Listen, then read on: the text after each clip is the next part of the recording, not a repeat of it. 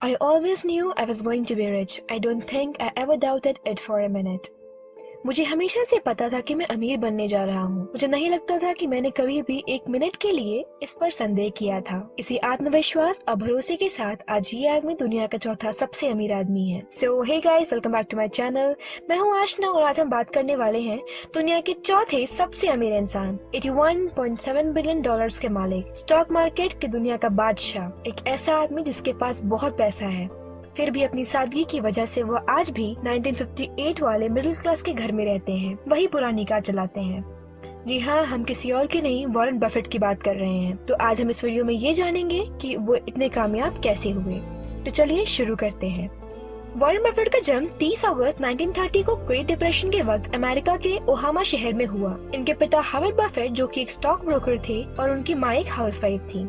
उनके बचपन से ही लगता था कि उनका बेटा कुछ अलग करेगा। जब तक वॉरेन 1 साल के होते उनकी फैमिली ने अपनी सारी सेविंग्स खो दी, क्योंकि अमेरिकन क्राइसिस की वजह से जिस बैंक में उनकी फैमिली की सेविंग्स थी वो बंद हो गया।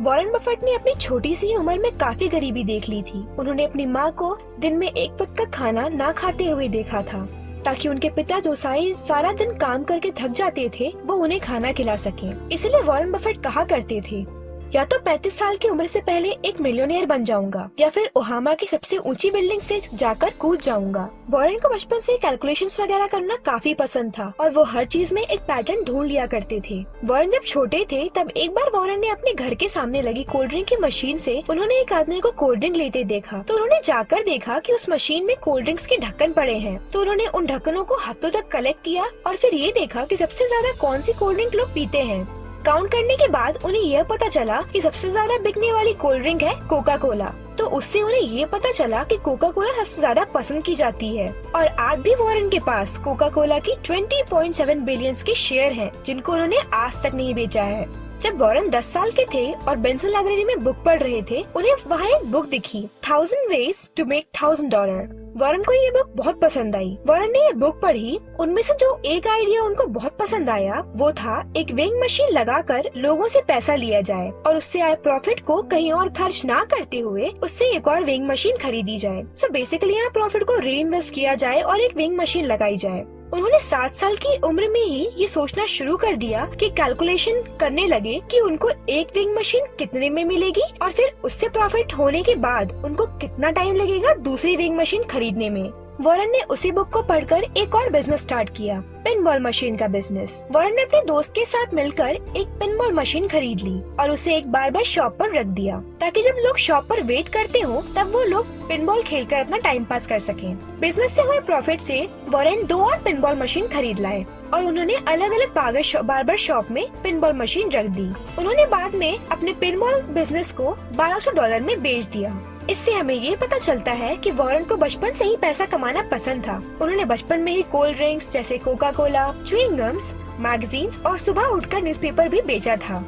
वॉरेन बफेट ने 1000 ways to make $1000 की बुक से एक सबसे खास बात सीखी, वो थी कंपाउंडिंग। उन्होंने उस बुक में पढ़ा कि अगर $1000 कमाकर उसे 10% रेट से ग्रो किया जाए तो वो 5 सालों में $1600 से भी ज्यादा हो जाएगी और 10 सालों में वो $2600 हो जाएगी और वही 25 सालों में $10,800 हो जाएगी। कंपाउंडिंग का आइडिया था सिंपल, पर वॉरेन ने इसे सीरियस ले लिया। वॉरेन ने 11 साल की उम्र में अपने पहले शेयर्स खरीद लिए और उसे जल्दी शेयर्स के दाम गिर जाने पर उन्होंने घबराहट में $6 के प्रॉफिट के साथ शेयर्स को बेच दिया, जिसका उनको बाद में काफी ज्यादा पछतावा हुआ, क्योंकि वॉरेन के शेयर्स बेचने के कुछ समय बाद ही शेयर्स के प्राइसेस 40 पर डॉलर से बढ़कर $200 पर शेयर हो गए थे। वॉरेन को अपनी जिंदगी की पहली सीख मिली कि कभी भी जल्दबाजी में आकर शेयर्स को नहीं बेचना चाहिए। वॉरेन ने 14 साल की एज में इतनी सेविंग्स इकट्ठा कर ली थी कि जिससे उन्होंने 14 एकड़ जमीन खरीद ली।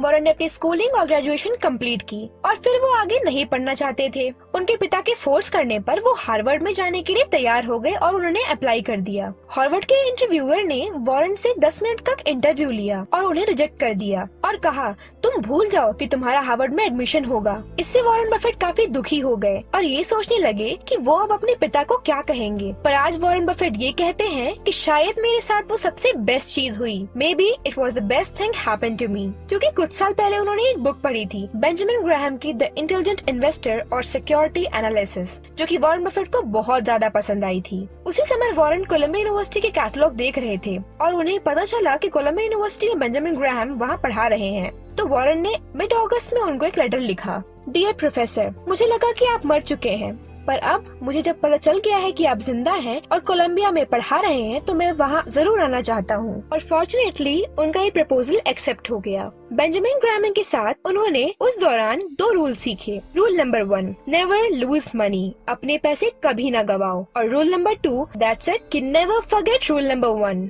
रूल नंबर 1, कभी ना भूलो और अपने पैसे इन्वेस्टमेंट के कभी रिस्क में न डालो। वॉरेन ने बेंजामिन ग्राहम से बहुत इंपॉर्टेंट कंसेप्ट सीखा, जो कि था वैल्यू इन्वेस्टिंग का। मतलब किसी भी कंपनी से उसकी वैल्यू से नीचे की वैल्यू पर खरीद कर उसकी ओरिजिनल वैल्यू पर बेच देना की टेक्निक को वैल्यू इन्वेस्टिंग कहते हैं। इसे हम एक एग्जाम्पल से समझते हैं। मान लीजिए किसी कंपनी का ओरिजिनल प्राइस $10,000 है और आज वो आपको $5,000 में मिल रही है, तो उसे खरीद लेना चाहिए। जब वो कंपनी वापस अपनी वैल्यू पर आ जाएगी तब उसे बेचकर उसके असल वैल्यू पर आपको प्रॉफिट बना लेना चाहिए।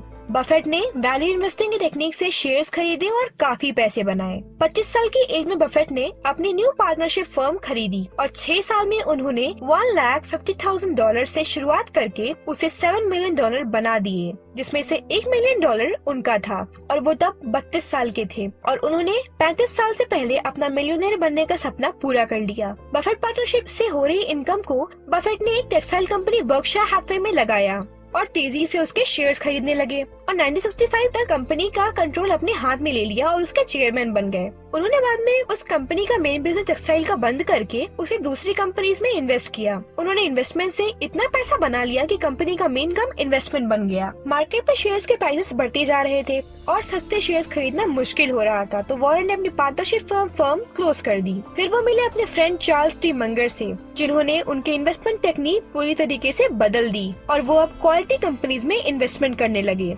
ताकि दोबारा कभी बेचना ना पड़े और उनके अच्छे बिजनेस की वजह से उनकी वैल्यू खुद ही कंपाउंड होती रहेगी।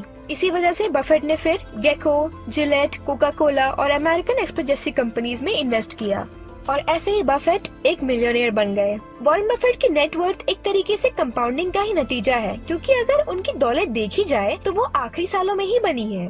इससे हमें पता चलता है the power of compounding. Warren इतने अच्छे आदमी हैं कि उन्होंने बिल गेट्स और मेलिंडा फाउंडेशन को चैरिटी में 3,700 करोड़ रुपए दान दे दिए और उन्होंने अपनी संपत्ति का 99% अपने मरने के बाद दान देने के लिए वादा किया हुआ है। तो दोस्तों, आज के लिए बस इतना ही। उम्मीद करती हूँ आपको आज की वीडियो पसंद आई हो। अगर अच्छी लगी तो लाइक करें और हमसे जुड़ने के लिए हमें सब्सक्राइब करें। पूरी वीडियो देखने के लिए thank you so much guys. Bye bye, have a nice day.